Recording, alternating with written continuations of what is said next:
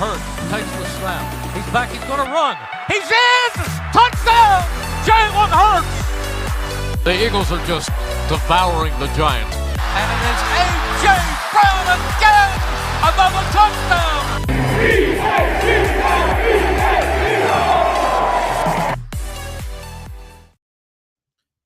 Welcome to another episode of the Link Lineup Radio, brought to you by the Link Lineup Network, part of the Fans First Sports Network. Today, you have me, Chase. You got Bryce. We're going to go over the initial 53-man roster of the Philadelphia Eagles. It was a weird day for me because I was at work and I was just checking out like who we cut, when we cut them, and for a moment there, it was almost like we had 20 more cuts to go, and we had like an hour left. But there were some questionable choices, I think. There were some surprises, which were nice. You know, there are a lot of feel-good stories, I believe, on this roster. And we'll get into that. But overall, for you, we'll start off very broadly before we go position by position. Who was the biggest surprise for you, whether it be a positive or a negative? So you were talking about kind of like the feel good portion of it, and immediately we talked about it in our like latest version of the kind of giving our best guesses on who they're going to keep. We brought his name up, Thomas Booker. We didn't know if he was going to end up making the team. He had an excellent training camp. A really strong one there at the end for like the last 2 weeks, probably. He's been pushing himself and making it hard on the coaches to cut him. And I was kind of surprised to see his name there, to be honest. I would have thought they would have went with a little bit more depth in a different portion of the or different portion position in the roster. And but to be fair, I don't know. I kind of like the depth on the defensive line in total. Yeah, they definitely kept more on defense than they did offense. I can't remember what the split was, but it was a pretty big difference. Thomas Booker is a feel-good story, though. I had him on the roster, just a gut feeling. I think Tristan McCullum is also one of those guys that you feel good for, you feel happy for. He's been around, I believe, for a year, maybe two, on the practice squad, and he finally gets his chance to shine. Obviously, this is the initial 53-man roster, so things can change tomorrow. Howie's going to be on the phone. He's going to be working the waiver wire. And there are some notable people that I think the Eagles could bring in, Jack Stoll being one of them. I know Parham from the Chargers is a possibility. It probably won't happen. It'd be cool, though. Big tight end right there. Huge tight end. Will Clapp, the meme guy, just got released by the Bills, so he's I saw the Vikings release their former first-round pick, Lewis Cine, out of Georgia. I don't know if you ever want to go any more safety depth or something like that. He was a first-rounder out of Georgia. I personally didn't think he was a first-rounder. I thought he would have been probably a second. But to be fair, there is some notable young safeties that got released. Yeah, I'm not too worried about safety, to be honest with you. There is one player in that safety group that just doesn't belong. We'll get to him later. But let's go position by position. Let's talk about it. Give our reactions to it. Quarterback, they kept three. They kept Jalen. They kept Tanner McKee and Kenny Pickett. No surprises there. Tanner McKee kind of cooled off, and I saw a lot of people say he's like Nick Foles in a way. I get it. I get what you're saying. He fits the mold. He's like a statue type quarterback. He's very hot and cold, but at the end of the day, that's not what you think it is. But that's okay. Right. That's okay. No surprises there. We'll move on to running backs. No surprises there either. Saquon Barkley, Kenneth Gainwell, Will Shipley. Do you think any of those running backs that we let go, do you think we're going to bring any of them back to the practice squad?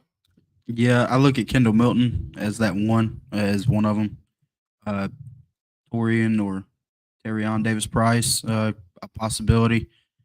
I know a lot of people were were liking Lou Nichols. I seen him get some hype on social media. I just don't see it. It died quickly. Yeah, the other two are the two that I'll look at. Yeah. Wide receiver, they kept 5. They kept A.J. Brown, Britton Covey, Jahan Dotson, Devontae Smith, and Johnny Wilson. On my initial projection, I had Anais Smith on this list. And then, of course, a random injury happened, and he got put on the IR. So 2 things. One, I was at work today or yesterday whenever it was announced, and I was thinking to myself, did they just take Anais Smith in the back and just say, "Hey, let me see that ankle," just just like beat his ankle to the point where like, "Hey, we gotta put you on IR." And then my other question is like, I wonder how it works. If like, "Hey, you're hurt," and he's like, "Nah, I'm good, coach," and like, "No, you're hurt. We're gonna put you on IR. Trust me, this is Right. for the best." I just don't know how that works out. I don't know how you convince somebody. I guess you could say, "Hey, you're not gonna make the roster, but we can put you on IR, keep you on the roster, you get paid for it," and all that fun stuff. Right. But any surprises there at wide receiver? None that they kept. Paris Campbell was kind of sad. It sucks. It didn't really help him that he missed a big portion of training camp. And you kind of saw the writing on the wall once they traded for Jahan Dotson. That Yeah. his time with the Eagles was probably coming to an end. Very short lived. Yeah, I was very high on Paris Campbell, and I'm actually surprised now that I think about it. Looking at the 5 they did keep, I'm surprised they didn't keep him. I do think they will go after Noah Brown as like another backup because like AJ Brown, Jahan Dawson, Devontae Smith are it's very top heavy. It's very good, but if one of them goes down, you got to rely on Britton Covey and Johnny Wilson. I'm the biggest Johnny Wilson fan you'll ever find, but I don't have a lot of confidence in that group. So I think I feel better if like a Noah Brown's there. And maybe they bring Paris Campbell back on the practice squad. Who knows? Right. But Maybe I they think like you you mentioned Noah Brown. It seems like the Texans are also taking calls on John Mechie. It's one that'd be of too them. much. That'd be too much firepower in one room. So I get it, but yeah, I can't discredit my fandom a little bit. yeah. But wide receiver is the first position that I got wrong. 'Cause I did have a nice Smith making it. Like I said, I wrote it before the news broke that he was going to get an MRI, but it is what it is. Tight end, I also got wrong. The Eagles are keeping 2. They're keeping Grant Calcaterra and Dallas Goddard. Chances are Jack Stoll will be here on this team. Hate to say it.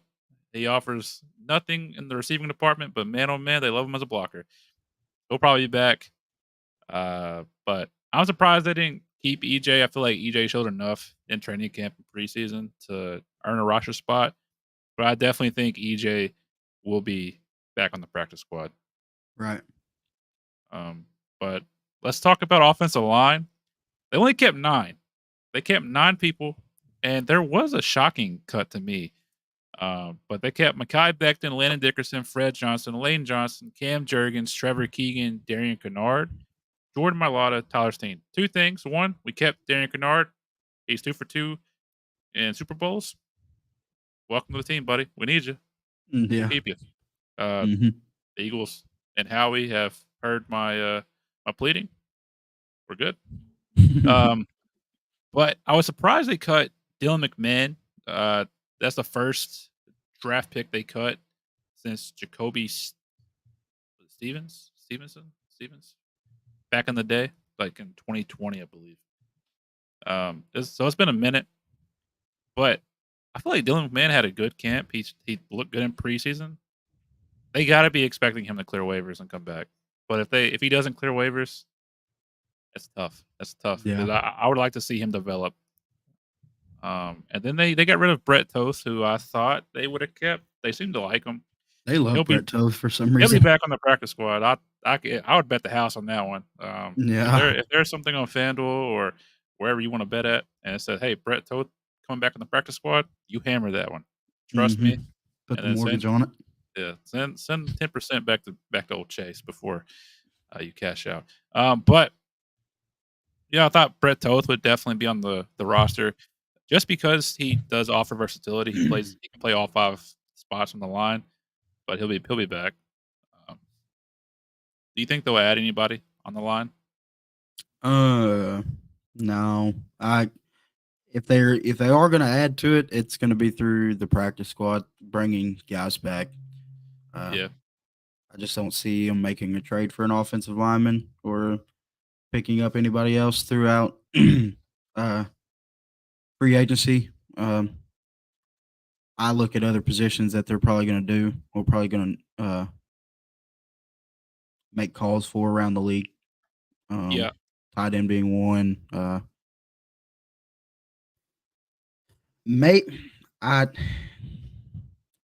Linebacker maybe, doubtful. They seem to be really high on the guys that that they have in the room.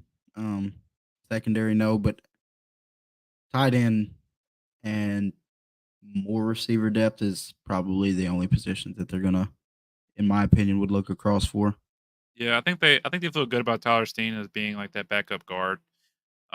And then I think they feel really good about Fred Johnson. They really like Fred Johnson being that swing tackle. And from what we saw, he looked fine. So I'm not worried about that. Moving on the defensive line. You got Thomas Booker, Jalen Carter, Jordan Davis, Moro Jomo, Marlon Tuipulotu, and Milton Williams. No surprises really to me. I think Thomas Booker was that bubble guy. I thought Tui was going to be on the team just because he's familiar with the team. He's been on the team.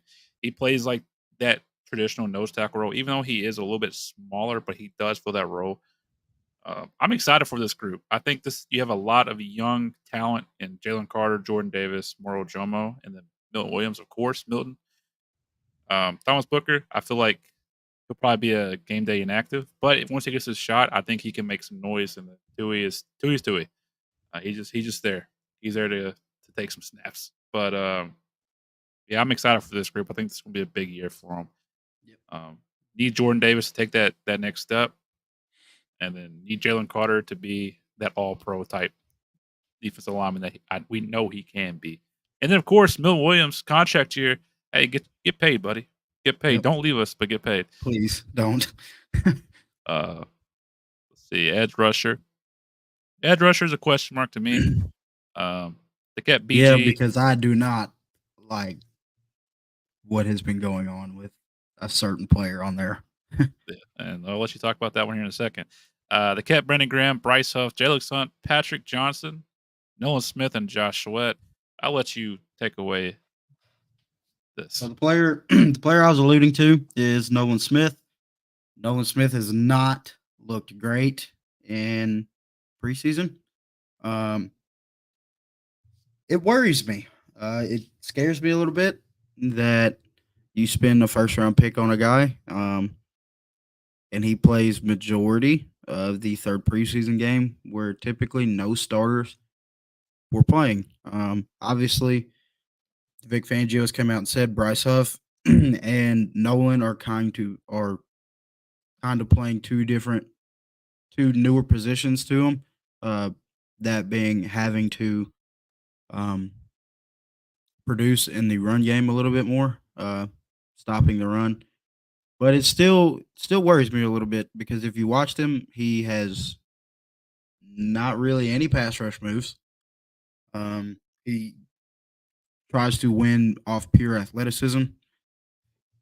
Excuse me. And it's just not looked great from a first rounder standpoint.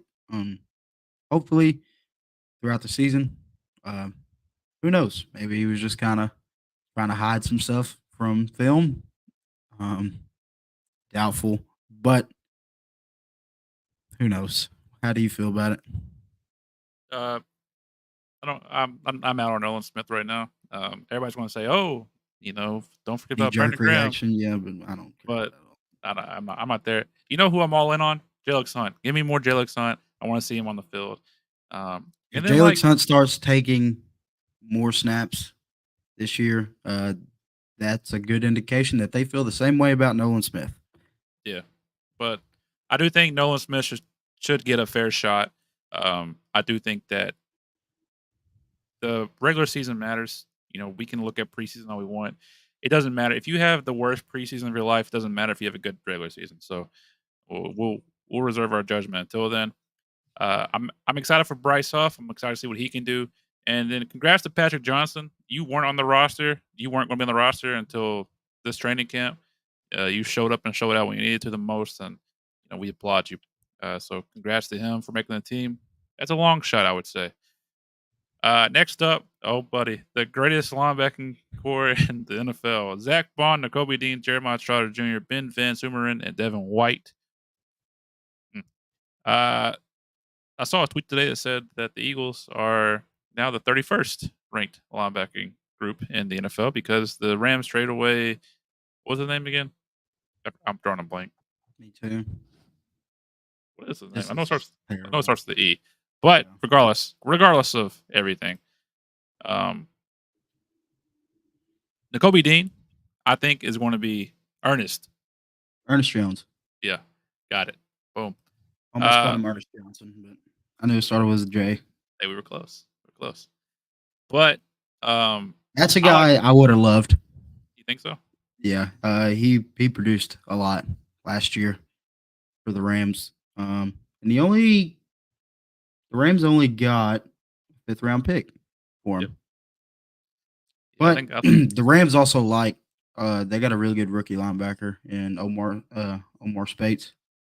He was actually the highest graded rookie linebacker of all preseason.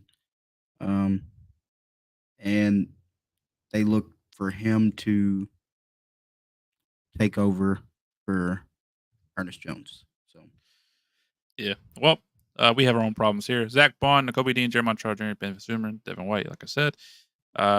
Zach Bond, Devin White are probably going to start the season off as your starting linebackers. I wouldn't be surprised if Nakobe Dean slowly eases his way into that starting spot. Probably bumping Zach Bond out, if I had to guess. That's my prediction. I don't feel as down on this group of guys as some people do. It's just, I think this has potential. I think right now they are probably one of the worst groups of linebackers in the whole NFL, but I don't think it ends up that way at the end of the season. I do think Devin White flashes. I think he's going to be solid. Zach Bond, my question mark. I hope we move him to edge rusher, get more legs over there, and then put Nakobe Dean in. Heck, even throw Jeremiah Trotter Jr. in. Ben Van Sumeren, congrats to him. I had him making the roster, but he's good enough to play linebacker in a pinch, and then also he's a stud when it comes to special teams. But let's talk about cornerbacks. You ready for this one? Because there was a shock here. They kept Cooper DeJean, Quinn Mitchell, Eli Ricks, Keely Ringo, Isaiah Rodgers, and Darius Slay. Definitely surprised they kept Eli Ricks. I won't lie to you. I thought he was gone. I still don't think he stays on this team. I think he gets traded before the season starts, or maybe like in week 2, week 3. I think that we are just way too deep at cornerback, and he's just the odd man out. Right. What do you think about it? I like it. My thing is though with Ricks, he doesn't really offer a lot on special teams, and that's what they look for a lot in that corner position.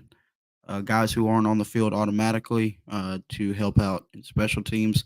That's why I kind of had Job over Ricks. Yeah, because Job offers a lot on special teams. He's been special teams guy for it would have been going on 3 years now. I don't know. That one was a tough cut, I think. Yeah, if I had to rank the cornerbacks and like in order from chances of making the team, I think Job would have been higher than Eli Ricks just because of that. They love him as a special teams guy. I think they bring Job back on the practice squad. I don't think he's going to get claimed just because he can't play defense at all. I don't want him on the field, especially after last year with that Commanders game. Oh, buddy. But I'm happy for Eli Ricks. I'm glad he's still here. I like him. I do. I just don't see a spot for him. But Yeah, because we got Avonte Maddox, who is like the safety cornerback, so he's another cornerback in that room. It's just a lot of bodies in that room. A lot of talented bodies too, which is really weird to say considering what we've had in the past. Then we got safeties. Here we go. This is probably the biggest portion of the show. Maybe. Who knows? Reed Blankenship, James Bradbury, CJ GJ, Avonte Maddox, Tristan McCullum. First off, I want to say congratulations, Tristan McCullum. Played your tail off, earned your spot. Congratulations to you. Avonte Maddox, you did it. You survived. We got rid of you and you came back on a 1-year deal, and you're back. Good job. Reed, glad to have you as always. CJ GJ, welcome back. Needed your attitude. Needed some sass last year. We got it back. However, James Bradbury, what are you still doing on this team? What are you doing, pal? We don't want you. I don't think the front office wants you. Now, Howie and Nick spoke to the media after 4:00 today, and they were like, he offers instincts, veteran leadership, all that fun stuff. Basically, what they're saying is we have to keep him because we don't feel like swallowing that cap hit. Totally get that part. Just say it. Just say, hey, buddy, we're keeping you because we have to. But at the end of the day, I still wouldn't keep him because some of the people that got cut earned their spot on that roster, and they don't get it because James Bradbury is still here. Who are you thinking of? I mean, you can think of like Dylan McMahon, or if you want to, Brett Toth. You can say Josh Jobe, because at least Josh Jobe plays special teams.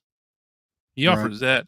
James Bradbury offers absolutely nothing but a spot on the bench, as he's warming a seat for somebody that's going to be starting. That's what it is. Because he's like the fifth safety on the roster, and then when Sidney Brown comes back, he'll be like the sixth. Where's he going to play at? Right. He better be handing out towels, squirting Gatorade bottles in players' mouths, because like there's no spot for him on this team, and like it's pitiful to keep him on this team. It just is plain and simple. There's no point, but I guess they had to do what they had to do. Right. What do you think about it? I don't know. As we said before, we don't hate James Bradbury as a person. We do not hate James Bradbury. Right, and that's why I think it's so hard. Like, because I don't like talking. I don't like talking bad about James just because I know what he's kind of had to go through last year. For one, I don't think the defensive scheme really helped him out at all last year. And if you've ever looked at James's career, it's kind of weird. He'll have a really good year, down year, really good year, down year, really good year, and it fluctuates pretty frequently. But James is just such a good person, and he's gotta like be up here now, right? That's the way it works. has Right? to be. Yeah. But it's hard. I don't know. James is like such a good person because he had to deal with a lot of bullshit coming from the media this year. And like even going back to training camp when he had to do that press conference after one of the practices, they were hammering him, dude. They were letting him have it, and he stood in there like and just kind of took it like a champ. Really, said, "I understand I didn't have a good year last year, but I'm here now." And they were just kind of hammering him. I wish the best for James, though. Like James he just seems like a really genuine good person. But I understand where you're coming from. It's tough because he doesn't really offer a lot right now. And you look at some of the guys who didn't make the team. Like you said, he's just kind of holding up a spot. I think he gets traded at some point, like for like a 7th round pick or something. The UFL, maybe, because I don't think anybody's going to take him. And his contract too. That's his thing. But also like Warren Burks could have been a good person to keep. But here we are, James Bradbury. Right. Yippee-ki-yay. Last but not least, I think they really view him as a good veteran leader for the young guys in the corner room. right. Well, we already have that though. We got Slay. But if you've ever like listened to Cooper or Quinion talk, they say they've always said James has been like one of the people to help the most. Good. Retire and become a coach then. It seems get like a it. simple fix. I get it. Don't play. But I mean, like I said, Chase, what's going to happen this year? James Bradbury comes in, gets a game-winning interception this year. Your fandom just going to change? You'll be like, all right, he's back. No, he won't. So first off, if he's on the field, something drastic had to happen. We have to have at least like 6 injuries in the secondary. If that happens, we had a rough game. There is no game-winning interception. There is a garbage time interception from a 4th string quarterback. But if that ever happened, I would say, hey man, congratulations. Let's see you do it again next week. If he did it again next week, I'd say the same thing. If he does it for 7 straight weeks, we might be talking. We might be talking. But yeah, last but not least, we got the specialists. We got Jake Elliott, Rick Lovato, and Braden Mann. No changes there, no surprises there. Why would there be a surprise? Those are the most consistent people on this team. Can't complain. But yeah, so far, this is the 53 that are on the team as of now. Tomorrow, one of them might be gone. 2 of them might be gone. It's just the way it works. In the past, that's how it's happened too. I feel for those people who go in that office and how he's like, "Hey man, congrats, made the team," and then tomorrow he's like, "Hey, You know what I told you yesterday?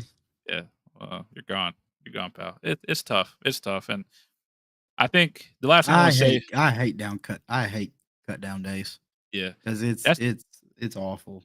that's the last thing I want to say is like it is tough, and what Isaiah Rodgers said today, kind of makes sense. I mean, it does make sense because these guys work their tail off just to be told, "Hey, it's not going to happen," and so their dream is shattered, and the human aspect of it sometimes gets overlooked because we're so attached to like the team, but like these guys are humans.